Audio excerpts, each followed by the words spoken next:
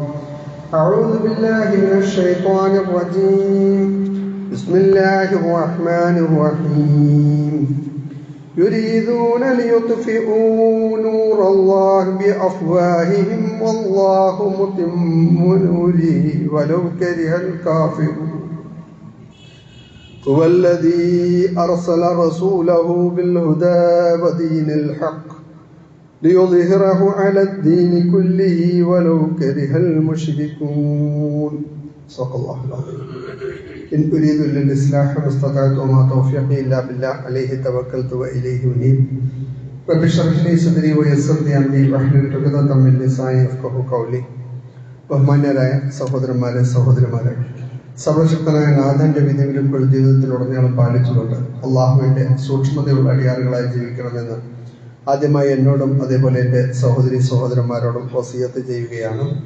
റഹ്മാനായ റബ്ബിന്റെ കൽപ്പനകൾ ജീവിതത്തിന്റെ എല്ലാ മേഖലകളിലും വളരെ സൂക്ഷ്മതയോടുകൂടി അനുധാവനം ചെയ്ത് ജീവിക്കുന്ന അവന്റെ ഉത്തമദാസന്മാരിൽ അള്ളാഹു സുബ്ഹാനഹു വ തആല നാം ഏവരെയും ഉൾപ്പെടുത്തുമാറാകട്ടെ. പടച്ച തമ്പുരാന്റെ പ്രീതിയും പൊരുത്തവും തൃപ്തിയും പുണ്യവും എല്ലാം പ്രതീക്ഷിച്ചുകൊണ്ട് നാം നിർവഹിച്ചുകൊണ്ടിരിക്കുന്ന എല്ലാ സൽക്കർമ്മങ്ങൾക്കും അള്ളാഹു സുബ്ഹാനഹു വ തആല അർഹമായ പ്രതിഫലം പ്രദാനം ചെയ്യുമാറാകട്ടെ. ഇന്ത്യൻ മുസ്ലിങ്ങൾ വല്ലാത്ത ഒരു ഭയാശങ്കയുടെ നടുവിലൂടെ പോയിക്കൊണ്ടിരിക്കുന്ന ഒരു വാരത്തിലൂടെയാണ് നമ്മൾ കടന്നു പോയിക്കൊണ്ടിരിക്കുന്നത്. ലോകത്തിൽ ഏറ്റവും കൂടുതൽ മുസ്ലിങ്ങളുള്ള രണ്ടാമത്തെ രാജ്യത്ത് മുസ്ലിങ്ങളെ സംബന്ധിച്ചിടത്തോളം അവരുടെ നിലനിൽപ്പിനെ ഭീഷണിയായിക്കൊണ്ടിരിക്കുന്ന സന്ദർഭങ്ങളും സാഹചര്യങ്ങളും യഥാർത്ഥത്തിൽ പുത്തരിയൊന്നുമല്ല. ഈ പ്രതിസന്ധികളെല്ലാം കടന്നു പോയിക്കൊണ്ടിരിക്കുമ്പോൾ ഒരു വിശ്വാസി ആ പ്രതിസന്ധി ഘട്ടത്തെ, ആ സങ്കീർണമായ സാഹചര്യത്തെ എങ്ങനെ നോക്കിക്കാണണം, എങ്ങനെ വായിക്കണം? ഒരു നിരാശരും ഹതാശരുമായി മാറുന്ന ഒരു വിഭാഗമാകുകയാണോ നമ്മൾ വേണ്ടത്? എല്ലാ നേതൃത്വത്തെയും സംഘടനകളെയും സമുദായ നേതാക്കളെയും എല്ലാം പഴിച്ചുകൊണ്ട് ഒരു ഭാഗത്ത് ഒരു തരം മാപ്പുസാക്ഷിത്വ സ്വഭാവത്തോടുകൂടി നിലകൊള്ളുന്ന ചില നിലപാടുകളും കാര്യങ്ങളും ഒക്കെയാണ് ചില ഭാഗത്ത് കണ്ടുകൊണ്ടിരിക്കുന്നത്. ശരിക്ക് ഇവിടെ എങ്ങനെയായിരിക്കണം, എന്തായിരിക്കണം ഒരു വിശ്വാസിയുടെ നിലപാട്? പരീക്ഷണങ്ങൾ എന്ന് പറയുന്നത് തീർച്ചയായിട്ടും അത് പുത്തരിയല്ല. ലോകത്ത് ഇസ്ലാം ആരംഭിച്ച അന്ന് മുതൽ തന്നെ ഹിസ്ബുള്ള എന്നുണ്ടായോ അന്ന് ഹിസ്ബുൽ ഷൈത്താനും ഉണ്ടായിട്ടുണ്ട്.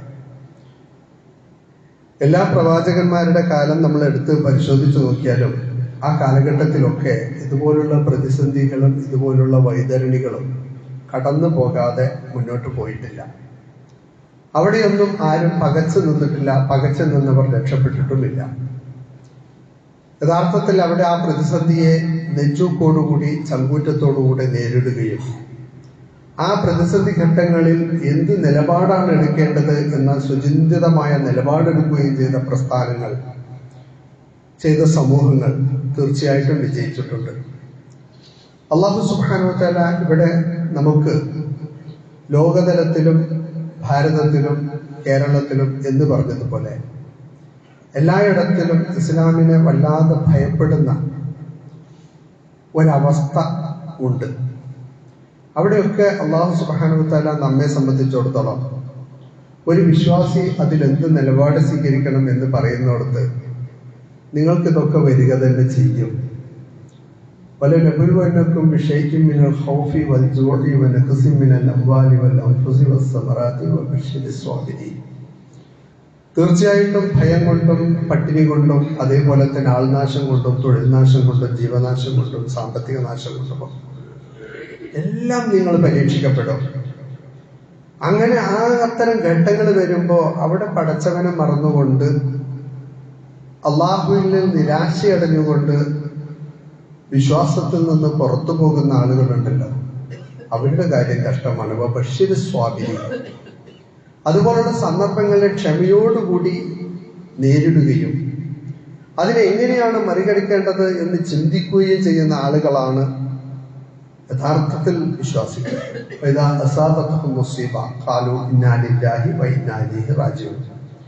അവർക്ക് എന്ത് പ്രയാസങ്ങളും എന്ത് പ്രയാസങ്ങളും വന്നു കഴിഞ്ഞാലും അവർക്കതൊക്കെ പറയാനുള്ളത് ഖാലു ഇന്നാ ലില്ലാഹി വ ഇന്നാ ഇലൈഹി റാജിഊൻ. ഞങ്ങൾക്ക് ഇതിൽ യാതൊരു പ്രശ്നമില്ല. എന്തെങ്കിലും വന്നിട്ടുണ്ടോ അത് അള്ളാഹുവിൽ നിന്നുള്ളതാണ്. എന്ത് വന്നിട്ടുണ്ടെങ്കിലും അത് റബ്ബ് ഞങ്ങൾക്ക് കണക്കാക്കിയതാണ്. പടച്ചവന്റെ തീരുമാനത്തിന്റെ അപ്പുറത്തൊന്നും ഇവിടെ സംഭവിക്കാറില്ല എന്ന് പറഞ്ഞുകൊണ്ട് എല്ലാ മർദ്ദനങ്ങളും പീഡനങ്ങളും സഹിച്ചുകൊണ്ട് ഒരു ഭയപ്പെടുന്ന ഒരുപറ്റം ആളുകളായി കഴിഞ്ഞുകൂടണം എന്നൊന്നും ഈ പറഞ്ഞതിന് അർത്ഥമില്ല. അവിടെ അക്ഷമരായിക്കൊണ്ട് വിശ്വാസത്തിൽ നിന്ന് വെളിയിലേക്ക് പോയി അല്ലെങ്കിൽ പുറത്ത് കടന്നുകൊണ്ട് പഠിച്ചവനില്ല, ഇങ്ങനെ ഒരു പഠിച്ചവനുണ്ടെങ്കിൽ ഇങ്ങനെയൊക്കെ സംഭവിക്കുകയോ, ഇത് വല്ലാത്തൊരു ചോദ്യമാണ്. ഈ ഫലസ്തീനിലെ കുഞ്ഞുമക്കളുടെ ചോരയും രോദനവും കരച്ചിലും പഠിച്ചവൻ കാണുന്നില്ലേ? എന്തൊരു ദാരുണമായ അവസ്ഥയാണ്. അവരുടെ നിസ്സഹായരായ നിലവിളി അല്ലെ,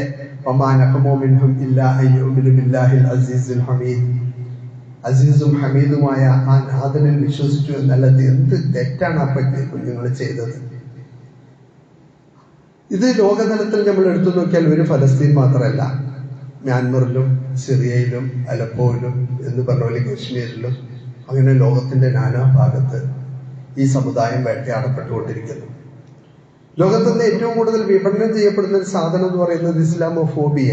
ഇസ്ലാമിനെ ഭയപ്പെടുത്തുന്ന എന്ത് ഉണ്ടാക്കി കഴിഞ്ഞാലും അത് ചൂടപ്പം പോലെ കിട്ടുന്നു. കേരള സ്റ്റോറി കണ്ടില്ല?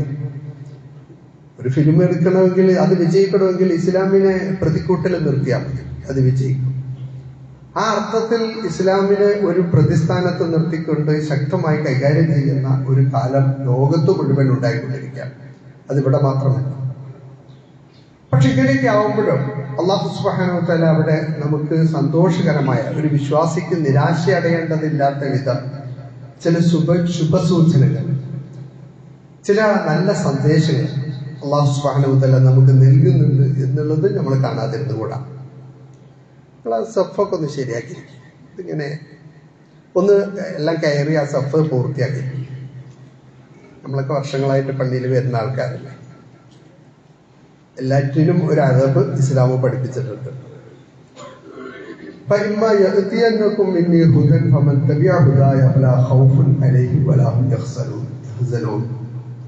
അല്ലാഹു സുബ്ഹാനഹു വ തആല വിശുദ്ധ ഖുർആനിൽ പറഞ്ഞത് അങ്ങനെയാണ്. നിങ്ങളിലേക്ക് ഒരു സന്മാർഗം വന്നു കിട്ടും. അത് വന്നു കിട്ടിയാൽ നിങ്ങളത് പിൻപറ്റുക. അത് പിൻപറ്റിയാണ് നിങ്ങൾ മുന്നോട്ട് പോകുന്നതെങ്കിൽ പിന്നെ ഹൗഫുമില്ല, ഹുസ്നുമില്ല, ഭയപ്പാടുമില്ല, ബേജാറുമില്ല, ടെൻഷനില്ല, ആശങ്കയും ആകുലതകളും ഒന്നുമില്ല. ആ പറഞ്ഞതിന്റെ അർത്ഥം ഇന്ന് നിങ്ങൾ അങ്ങനെ ബന്ധമോ എന്ന് അനുഭവിക്കുന്നുണ്ടെങ്കിൽ അതിന് കാരണം എവിടെയോ ഒരു ഭാഗത്ത് നിങ്ങൾക്കൊരു സ്പെല്ലിംഗ് മിസ്റ്റേക്ക് പറ്റി എന്നുള്ളത് തന്നെയാണ്. എന്തോ ഒന്ന് പറ്റിയത് കൊണ്ടാണ് ഇന്ന് ലോകത്തെ ഏറ്റവും കൂടുതൽ മുസ്ലിങ്ങളുള്ള നിങ്ങൾ, ഏറ്റവും കൂടുതൽ മുസ്ലിങ്ങളുള്ള ഒരു രാജ്യം ഇന്ന് മുൾമുനയിൽ നിൽക്കുകയും അവരുടെ അവകാശങ്ങൾ ചോദ്യം ചെയ്യപ്പെടുകയും അവരുടെ അസ്തിത്വങ്ങൾ ചോദ്യം ചെയ്യപ്പെടും, അവർ പരസ്യമായി ചോദ്യം ചെയ്യപ്പെടുകയും ചോദ്യം ചെയ്യപ്പെടുകയും ഒക്കെ ചെയ്യുന്ന ഒരവസ്ഥ നിങ്ങൾക്കുണ്ടായിട്ടുണ്ടെങ്കിൽ ഈ പറഞ്ഞ രൂപത്തിൽ അള്ളാഹുവിന്റെ കൽപ്പനകളെ പിൻപറ്റുന്നിടത്ത് എവിടെയോ ഒരു കുഴപ്പം വന്നിട്ടുണ്ട്. അത് വന്നതാണെങ്കിൽ പിന്നെ നിങ്ങൾക്ക് ഹൗഫില്ല കേട്ടോ, പേടിയില്ല, ഹുസ്നില്ല. എന്താ ഈ പേടി? പേടിപ്പം എന്താ? 2024 ഇലക്ഷൻ വരാൻ പോകുന്നത്, ഇനി എന്ത് സംഭവിക്കാവോ അല്ലെ? ഭാവിയെ കുറിച്ചുള്ളതാണ് പേടി. ദുഃഖം എന്ന് പറഞ്ഞാൽ എന്താ? കഴിഞ്ഞതിനെ കുറിച്ചിട്ടുള്ളതാണ് ദുഃഖം. പണ്ടെപ്പോഴോ നമ്മളൊരു സാധനത്തിനെ കണ്ട് പേടിച്ചിട്ടുണ്ട്, അല്ലെങ്കിൽ വീട്ടിൽ നാട്ടിൽ നമുക്ക് എന്തോന്ന് സംഭവിച്ചിട്ടുണ്ട്, അത് ആലോചിച്ചിട്ട് നമ്മൾ ഇങ്ങനെ പേടിച്ചുകൊണ്ടിരിക്കുകയോ? അതില്ലല്ലോ. പേടി എന്ന് പറയുന്നത് കഴിഞ്ഞതിനെ കുറിച്ചല്ല, അത് കഴിഞ്ഞു, പാസ്റ്റ് ഈസ് പാസ്റ്റ്. പേടി എന്ന് പറയുന്നത് വരാൻ പോകുന്നതിനെ കുറിച്ചാണ്, ഇനി എന്ത് സംഭവിക്കും. രണ്ടാമത്തത് ദുഃഖം എന്ന് പറയുന്നത് അത് കഴിഞ്ഞതിനെ കുറിച്ചാണ്. കഴിഞ്ഞു, അങ്ങനെ നഷ്ടപ്പെട്ടല്ലോ, അന്ന് അവിടെ ഉണ്ടായിരുന്ന ആ സ്ഥലം അത് വിറ്റതാണെങ്കിൽ, അന്ന് വിൽക്കാതെ വെച്ചതാണ്, ഇന്ന് എത്ര കിട്ടുമായിരുന്നു അല്ലേ? അതൊരു ദുഃഖമാണ്. നഷ്ടപ്പെട്ടു പോയതിനെ കുറിച്ചിട്ടൊക്കെ ദുഃഖം. വിശ്വാസിക്ക് ഇത് രണ്ടുമില്ല. അവൻ ഭയപ്പാടുമില്ല, അവന് ദുഃഖവുമില്ല. അവൻ നാളെയെക്കുറിച്ച് വലിയ പ്രതീക്ഷ വെച്ച് പുലർത്തുന്നവനാണ്. നാളെ എന്ത് സംഭവിക്കുമെന്ന് അവനക്ക് പേടിയില്ല. അത് എൻ്റെ റഹ്മാനായ നാഥൻ എന്താണോ കണക്കാക്കി അങ്ങനെ. പക്ഷെ അവന്റെ നിയമപ്രകാരം ഞാൻ നടന്നുകൊണ്ട് നീങ്ങിക്കൊണ്ട് അത് നല്ല അനുകൂലമായ ഒരു ഘടകമാക്കി മാറ്റുവാൻ വേണ്ടി നമ്മൾ പണിയെടുത്തിട്ടില്ലെങ്കിൽ ആ ഒരു ദുരന്തം നമ്മൾ അനുഭവിക്കേണ്ടി വരും. എത്ര കൊല്ലമൊക്കെ ഇന്ത്യ ഭരിച്ചത്? ഇന്നിപ്പോ ഈ ബാബരി മസ്ജിദ് എന്ന് പറയുന്ന സാധനത്തിന്റെ ബാബർ വന്ന കാലം മുതൽ 800 ചില്ലാൻ 1000-ഓളം വർഷം, 850 വർഷത്തിലധികം ഈ സമൂഹം ഭരിച്ചില്ലേ? ഈ രാജ്യം നിങ്ങളുടെ കയ്യിൽ തന്നില്ലേ? ലോകത്തെ ഏറ്റവും വലിയ ഒരു വളരെ വിസ്തൃതമായ ഒരു ലോകത്തിന്റെ മുഴുവൻ കാര്യങ്ങളും നിങ്ങളുടെ കൈകളിൽ ഏൽപ്പിച്ചില്ലേ? എന്നിട്ട് അള്ളാഹു പരീക്ഷിച്ചു. നിങ്ങൾ എന്താണ് അതുകൊണ്ട് കാണിച്ചത്? ആ സന്ദർഭമൊക്കെ കിട്ടിയതിന് ശേഷവും അത് ക്രിയാത്മകമായിട്ടും ബുദ്ധിപരമായിട്ടും, ഇതാണ് ഞാൻ പറഞ്ഞത്, അള്ളാഹു നിങ്ങൾക്കൊരു നിർമാർഗം തന്നിട്ടുണ്ട്. നിങ്ങൾ എന്താ ചെയ്യേണ്ടത്? നിങ്ങൾ കേവലം കാഴ്ചക്കാരായിട്ട് കഴിഞ്ഞു കൊടുക്കേണ്ടവരല്ല, മറ്റവരെ പോലെ ഭരിക്കേണ്ടവരല്ല. നിങ്ങൾ കേവലം മറ്റു ജീവജാലങ്ങളെ പോലെ, മനുഷ്യരെ പോലെ മനുഷ്യരല്ല. മുഴുവൻ മനുഷ്യരെയും വിമോചിപ്പിച്ചെടുക്കുവാൻ വേണ്ടി മാത്രം അയക്കപ്പെട്ട നിങ്ങൾക്ക് അള്ളാഹു ഇത്രയും വലിയൊരു അനുഗ്രഹം തന്നപ്പോൾ ആ അനുഗ്രഹത്തെ നിങ്ങൾ എങ്ങനെയാ ഉപയോഗിച്ചത്? അത് ഉപയോഗിക്കപ്പെടേണ്ട രൂപത്തിൽ ഉപയോഗപ്പെടാത്തതിന്റെ ദുരന്തമല്ലേ ഇന്ന് അനുഭവിക്കുന്നത്? അതിനുശേഷം എത്ര കൊല്ലം ക്രിസ്ത്യാനികൾ മരിച്ചത്? ബ്രിട്ടീഷുകാര് ഒരു 100 ചില്ലാനും കൊല്ലം.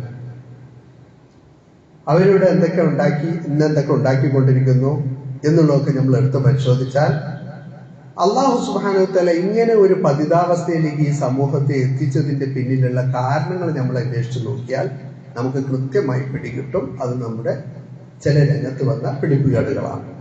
അപ്പൊ നമ്മെ സംബന്ധിച്ചിടത്തോളം ഇനി ആ പൗരാണികമായ കാലഘട്ടത്തിൽ നടന്നുപോയ സംഗതികളെ പഴിച്ചിരിക്കേണ്ട കാലമല്ല ഇത്. അതിൽ നിന്ന് പാഠം കൊള്ളേണ്ടവരാണ്.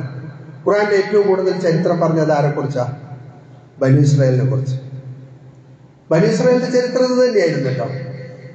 അവർക്ക് അല്ലാഹു സുബ്ഹാനഹു വ തആല യാ ബനീ ഇസ്രായീൽ ദിക്റൂ നിഅമതി അല്ലതി അൻഅംതു അലൈക്കും വഅന്നി ഫളൽതുകും അലൽ ആലമീൻ.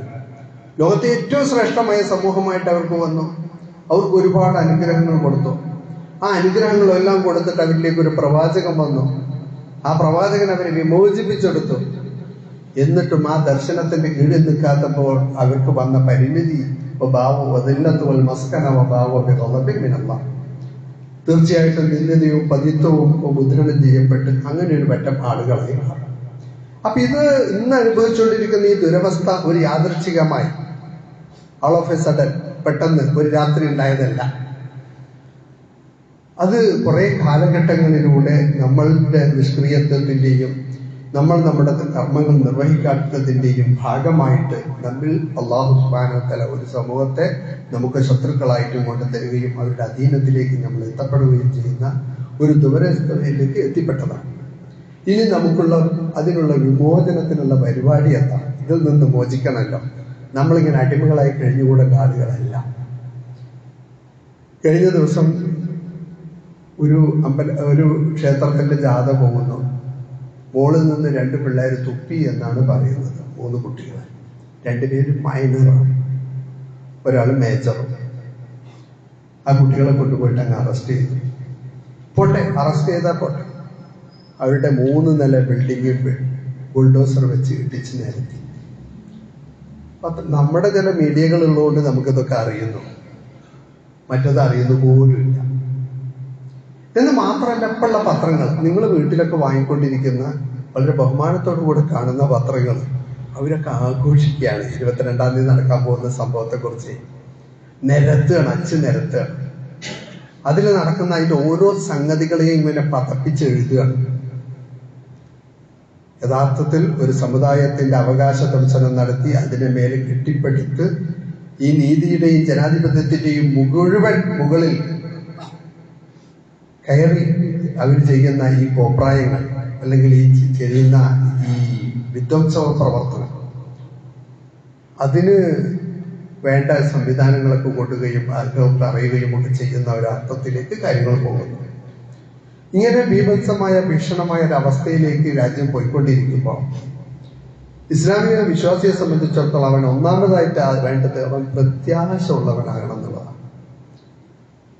അതാണ് ഞാൻ നേരത്തെ ഓതിയിട്ട്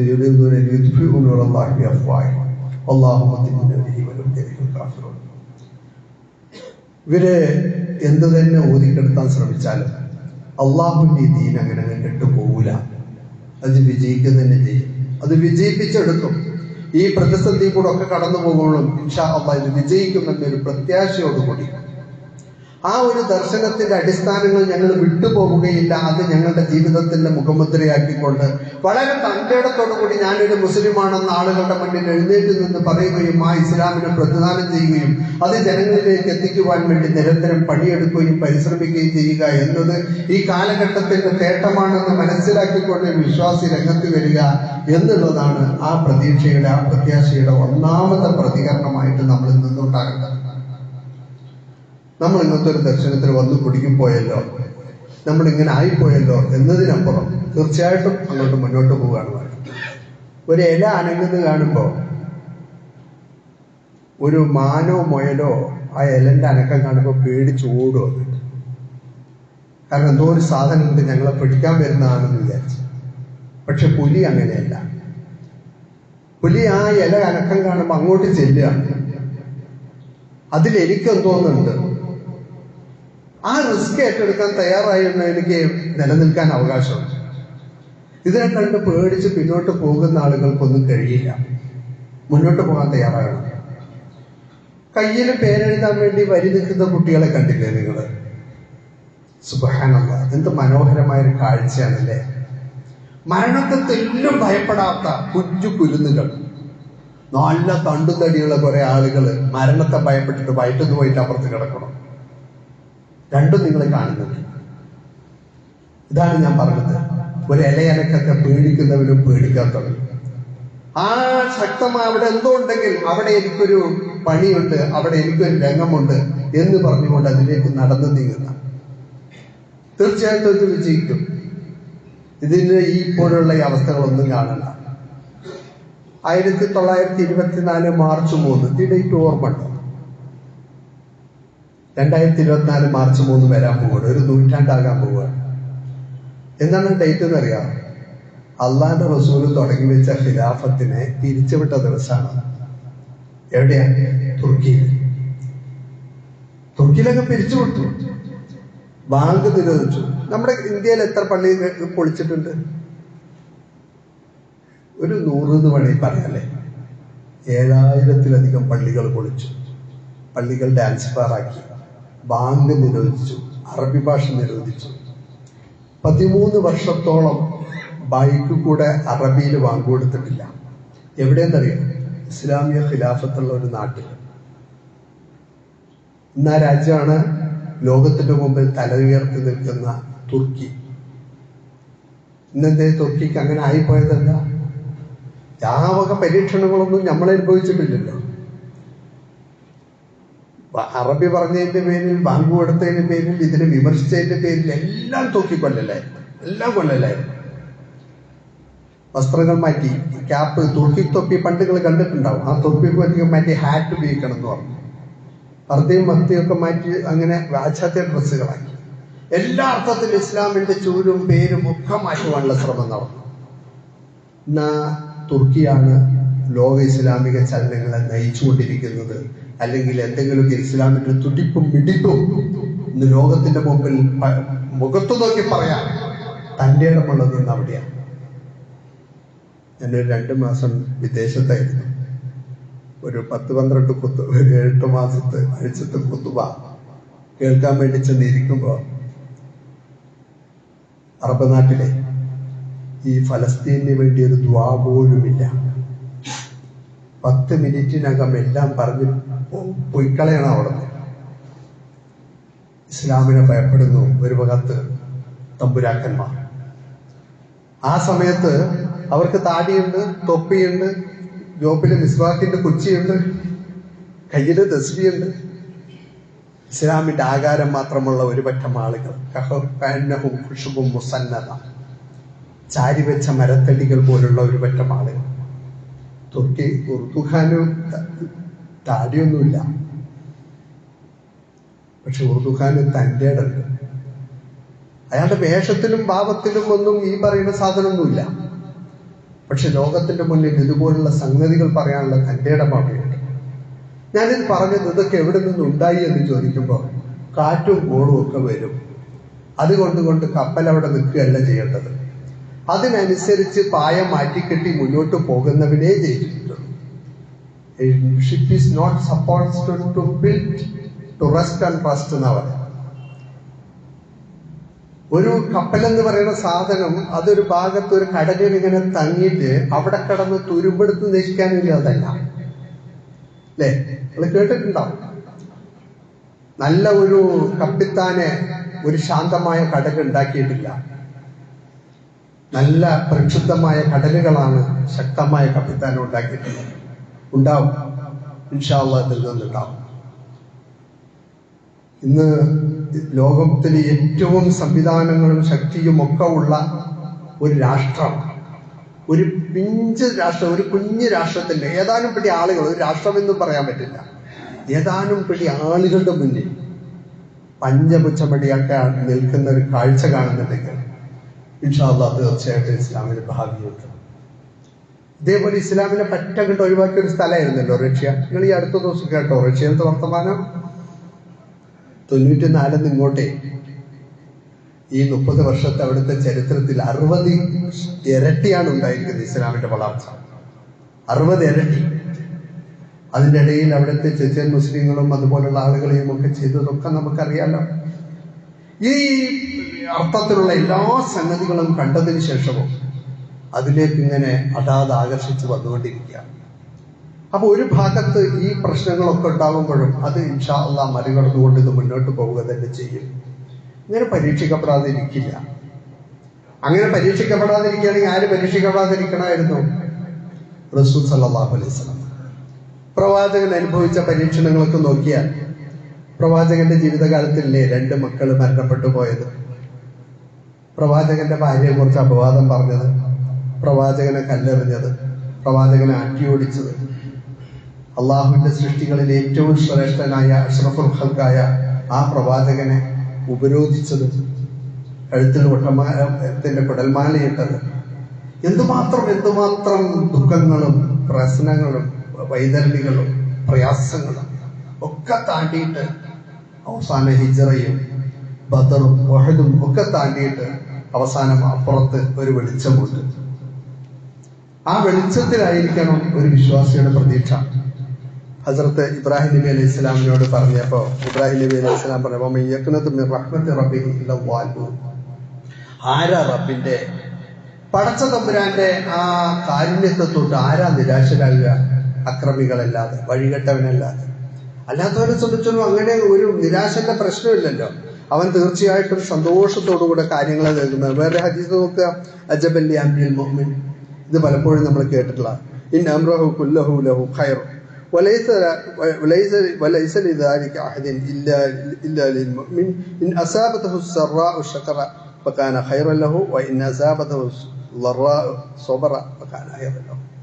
അത്ഭുതമാണ് മുഅ്മിന്റെ കാര്യം. മുഅ്മിനിനെ നിങ്ങൾക്ക് എവിടെയൊന്നും പിടിക്കാൻ പറ്റില്ല. അവനൊരു വല്ലാത്ത പടപ്പാണ്. ഈ പ്രശ്നങ്ങളൊക്കെ വന്നാൽ അങ്ങനെ ഒളിച്ച് പിന്നിൽ മാളത്തിൽ ഒളിക്കുകയല്ല ചെയ്യുക. അതിന് സ്വഭാവം. അവന് കിടങ്ങേറ് വന്നു കഴിഞ്ഞാൽ, പ്രയാസം വന്നു കഴിഞ്ഞാൽ അവൻ ക്ഷമിക്കും. അവന് അതേപോലെ തന്നെ അനുഗ്രഹങ്ങൾ വന്നു കഴിഞ്ഞാൽ അവൻ ശുക്ർ ചെയ്യും. ഇതാണ് അവന്റെ പ്രത്യേകത. ഇത് രണ്ടിലും അവൻ അതിക്രമിച്ച് അല്ലെ അമിതമായിട്ട് ആഹ്ലാദിച്ച് അങ്ങോട്ട് മുന്നോട്ട് പോകുന്ന ആള് ആവില്ല. അവന് കുറെ അനുഗ്രഹം കിട്ടുന്നതാണ്. മറിച്ച് എന്തോ പ്രയാസം വരുമ്പോൾ ആകെ നിരാശ അടഞ്ഞ് ആകെ ഒന്നുമല്ലാതെ ഒരു ഓരത്ത് പോയി ഇരിക്കുകയുമില്ല. വിശ്വാസി ഇതൊക്കെ എന്റെ റഹ്മാനായ റബ്ബിൽ നിന്നുള്ളതാണ്, എനിക്ക് നൽകപ്പെട്ട ഒരു അവസരമാണ്, സന്ദർഭമാണ് എന്ന് മനസ്സിലാക്കിക്കൊണ്ട് പോസിറ്റീവായിട്ട് അതിനെ എടുത്തുകൊണ്ട് മുന്നോട്ട് പോവുക എന്നുള്ളതാണ് അതിന്റെ ചരിത്രം എന്ന് നമുക്ക് എടുത്തു നോക്കിക്കഴിഞ്ഞാൽ തീർച്ചയായിട്ടും മനസ്സിലാക്കാൻ കഴിയും. തീർച്ചയായിട്ടും ഇൻഷാ അല്ലാഹ് ഈ പ്രതിസന്ധികൾക്കൊക്കെ അപ്പുറത്തൊരു വെളിച്ചമുണ്ട്. പക്ഷെ ആ വെളിച്ചം ഇവിടെ ഉണ്ടാക്കണമെങ്കിൽ നമ്മുടേതായ ചില ബാധ്യതകളുണ്ട്. ഇതുപോലുള്ള ഒരു മഹാകിരാതനായ ഒരു ഭരണാധികാരി എല്ലാ സർവതന്ത്രങ്ങളും ഉപയോഗിച്ച് ആ ജനങ്ങളെ മുഴുവൻ കൈകാര്യം ചെയ്യാൻ വന്നപ്പോൾ അവരെ കൈകാര്യം ചെയ്യാൻ വേണ്ടി വന്ന ഒരു പ്രവാചകനായിരുന്നു ഹസ്രത്ത് മൂസ അലൈഹിസ്സലാം. ഒരു മൂസയുടെ കാലർച്ചയ്ക്ക് ഇപ്പോൾ കാലം കാതോർക്കുന്നുണ്ട്. നമ്മളൊരു ഈ മൂസയുടെ കാലത്തെ, മൂസ അലൈഹി സ്വലാമിന്റെ കാലത്തെ ഫിർഔനിന്റെ പ്രകൃതികളും അവരുടെ ഭരണകൂടവും അവരുടെ ഭരണ സംവിധാനങ്ങളും എങ്ങനെയാണോ ഒരു ജനങ്ങളെ മുഴുവൻ കൈകാര്യം ചെയ്യുന്നത്, അതുപോലുള്ള ഒരു അവസ്ഥയിലേക്ക് പോകുമ്പോൾ വിശ്വാസി സമൂഹം ഒരു മൂസ എന്താണോ ഇവിടെ ചെയ്തത് അത് ചെയ്യേണ്ടതുണ്ട്. തീർച്ചയായിട്ടും മൂസ അലൈഹിസ്സലാം ആ വടിയുമായിട്ട് ആളുകളിലേക്ക് വന്നിട്ട് ആദ്യമായിട്ട് നിന്നത് ആ മാജിക്കുകാരുടെ അടുത്തേക്കാണ്, മജീഷ്യന്മാരുടെ അടുത്തേക്ക്. അവിടെ വന്നിട്ട് ആ കയറം കിട്ടപ്പോ അത് പാമ്പായപ്പോ മൂസ അലൈഹിസ്സലാമിനോട് പറഞ്ഞു, ആ വടിയും കിട്ടേക്ക്. ആ വടിയിട്ടു. ആ പാമ്പ് ആ കയറുകളെയൊക്കെ അതിജീവിച്ചുകൊണ്ട് ആ വടി പാമ്പായി മാറി. സംഭവിച്ചത് എന്താണെന്നറിയാലോ? ആമന്തു ബില്ലാഹി റബ്ബി മൂസ വ ഹാറൂൻ. മൂസയുടെയും ഹാറൂന്റെയും പഠിച്ചുകൊണ്ട് ഞങ്ങൾ വിശ്വസിച്ചിരിക്കുന്നു എന്ന് പറഞ്ഞിട്ട് അവരങ്ങൾ വന്നു ഇസ്ലാമിലേക്ക്. ആ വടി കൊണ്ട് ആദ്യം ചെയ്തത് ദഅവത്താണ്. അള്ളാന്റെ ദീനിലേക്ക് ഇങ്ങോട്ട് കൊണ്ടുവരികയായിരുന്നു. ഈ ഇസ്ലാമോഫോബിക് ആയിട്ടുള്ള ഒരു അന്തരീക്ഷത്തിൽ ഇസ്ലാമിനെ പറ്റി വളരെ മലീമസമായ ഒരുപാട് വർത്തമാനങ്ങൾ നാട്ടിൽ മുഴുവൻ പരക്കുമ്പോൾ അതിന് ചെറിയ തോതിലെങ്കിലും ഒന്ന് ചെക്ക് ചെയ്യാൻ, ഒന്ന് തടുക്കാൻ, അവിടെ ഇന്നതാണ് ഇസ്ലാം എന്ന് പറയാൻ നിങ്ങളുടെ ശ്രമം എന്താണ്? അതുപോട്ടെ, അത് നമ്മുടെ പണിയാണെന്നെങ്കിലും നമ്മൾ മനസ്സിലാക്കണ്ടേ? നമ്മുടെ പണ്ഡിതന്മാര് മനസ്സിലാക്കിയിട്ടുണ്ടോ? ഇങ്ങനെയൊക്കെയുള്ള ഒരു സമൂഹത്തിനിടയിൽ എന്താണ് ഇസ്ലാം എന്ന് പറഞ്ഞു കൊടുക്കുക എന്ന് പറഞ്ഞാൽ പള്ളിയിൽ ഇങ്ങനെ 5 നേരം നിസ്കാരം കഴിഞ്ഞാൽ റൂമിൽ കഴിഞ്ഞു കൂട്ടേണ്ട ആളുകളല്ലല്ലോ നമ്മള്. ഇറങ്ങണ്ടേ, ആളുകളിലേക്ക് ഇറങ്ങണ്ടേ, ഈ തെറ്റിദ്ധാരണകൾ നീക്കണ്ടേ, അവർക്ക് കാര്യങ്ങൾ പറഞ്ഞു കൊടുക്കണ്ടേ, ബോധ്യപ്പെടുത്തണ്ടേ? പിന്നെ എന്തിനാണ് മൂസയുടെ ചരിത്രം പറഞ്ഞത് നമ്മുടെ ഖുർആനിൽ? ഈ ഫാസിസം ഇങ്ങനെ ഉരുണ്ടുകൂടി നിന്ന് തലയുടെ മേഖല നിൽക്കുമ്പോഴും അവർ ശക്തമായിട്ട് ഇസ്ലാം വിരുദ്ധമായിട്ടുള്ള പ്രൊപഗാൻഡുകൾ നടക്കുമ്പോഴും നമ്മൾ നമ്മുടേതായ ഫിഖ്ഹിന്റെ കുറെ ചർച്ചകളും നൂലാമാലകളുമായിട്ട് കഴിഞ്ഞുകൂടുക എന്ന് പറഞ്ഞാൽ പിന്നെ ആ ഒരു സമൂഹത്തിന് വിമോചനം ഉണ്ടാകും എന്ന് നമുക്ക് പ്രതീക്ഷിക്കേണ്ടതില്ല. രണ്ടാമതായിട്ട് മൂസ അലൈഹിസ്സലാം ചെയ്തത് എന്താണ്? ആ മർദ്ദിതരും പീഡിതരും ഒക്കെ ആയിട്ടുള്ള ഒരു ജനതയെ അവരെ ഒരുമിച്ച് കൂട്ടി, അവർക്കൊരു വിപ്ലവബോധം ഉണ്ടാക്കി, അവരിലേക്ക് ഇറങ്ങി. നിങ്ങളിങ്ങനെ ഹതാശരായി അവരുടെ മുന്നിൽ പഞ്ചപുച്ഛമടക്കി നിൽക്കേണ്ട അടിമകളല്ല, നിങ്ങൾ വിമോചിക്കപ്പെടേണ്ടവരാണ്. ബനി ഇസ്രായേലിനെ ഇങ്ങോട്ട് പറഞ്ഞയക്കുക എന്ന് പറഞ്ഞിട്ട് ആ മുഴുവൻ ബനി ഇസ്രായേൽ സമൂഹത്തെയും നയിച്ചു കൊണ്ടുപോയി. ഇതേ വടി കൊണ്ട് രണ്ടാമത്തെ പണി ചെയ്ത് ബഹറിലടിക്കും മൂസ എന്ന് പറഞ്ഞു. മൂസ ബഹറിൽ അടിച്ചു, ബഹർ പിളർന്നു, അവരെ രക്ഷപ്പെടുത്തി. വിമോചകനായിരുന്നു മൂസ അലൈഹിസ്സലാം.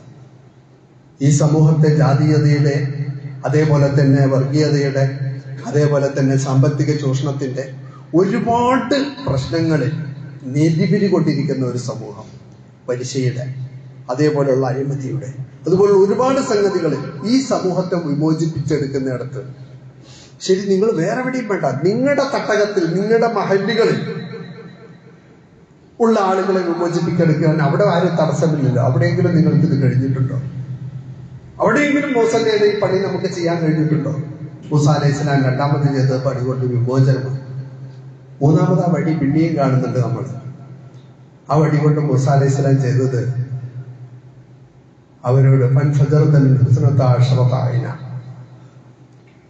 വെള്ളമില്ലാതെ പ്രയാസപ്പെടുന്ന ജനസേവനത്തിന് ജനങ്ങളുടെ ഇടയിലേക്ക് ഇങ്ങോട്ട് ഇറങ്ങി മൂസ. വെള്ളമില്ലാതെ പ്രയാസപ്പെട്ടപ്പോൾ ആ വടി കൊണ്ട് ആ പാറയിൽ അടിച്ചു. അതിൽ 12 നീരുറവകൾ ഇങ്ങോട്ട് പൊട്ടിപ്പുറപ്പെട്ടു. ആ ജനങ്ങളിലേക്ക് ഇറങ്ങിപ്പോന്നു. ആ ജനങ്ങൾ അവരോടൊപ്പം വന്നു. ഞാൻ പറയുന്നത് ദഅവത്ത് വേണം. രണ്ടാമത് ഇവരെ ഇസ്ലാഹ് നടത്തിക്കൊണ്ട് വിമോചിപ്പിച്ചെടുക്കേണ്ട പണിയുണ്ട്. മൂന്നാമത് നിങ്ങൾ ജനങ്ങൾക്ക് വേണ്ടിയുള്ള ആളുകളാണ്. നിങ്ങൾക്ക് ജനങ്ങൾക്ക് വേണ്ടി നിങ്ങളുടെ സേവനം, നിങ്ങളുടെ ആശ്വാസം, നിങ്ങളുടെ സാന്ത്വനം, നിങ്ങളുടെ സഹായം അത് പ്രതീക്ഷിക്കുന്ന കുറെ മനുഷ്യരുണ്ട്. അവരിലേക്ക് നിങ്ങൾ ഇറങ്ങണം. ഈ അർത്ഥത്തിൽ ഈ രാജ്യത്ത് നിങ്ങൾ വേണ്ടവരാണ് എന്ന് പറഞ്ഞാൽ, ഈ രാജ്യത്ത് നിങ്ങൾ ആവശ്യമുള്ളവരാണ് എന്ന് പറഞ്ഞാൽ, ഈ പറയപ്പെടുന്ന ഇവരെ എല്ലാം തട്ടിമാറ്റിക്കൊണ്ട്, വകഞ്ഞു മാറ്റിക്കൊണ്ട് അല്ലാഹു സുബ്ഹാനഹു വ തആല നിങ്ങളെ വിജയിപ്പിക്കുക തന്നെ ചെയ്യും. അതിൽ യാതൊരു സംശയവുമില്ല എന്ന് വിശുദ്ധ ഖുർആൻ നമുക്ക് പറയുന്നു. പ്രവാചകൻ സല്ലല്ലാഹു അലൈഹി വസല്ലമയും അതുപോലുള്ള ആളുകളും അതുപോലുള്ള ചരിത്രവും ഒക്കെ നമുക്ക് തെളിയിച്ചു തന്നിരിക്കുന്നു.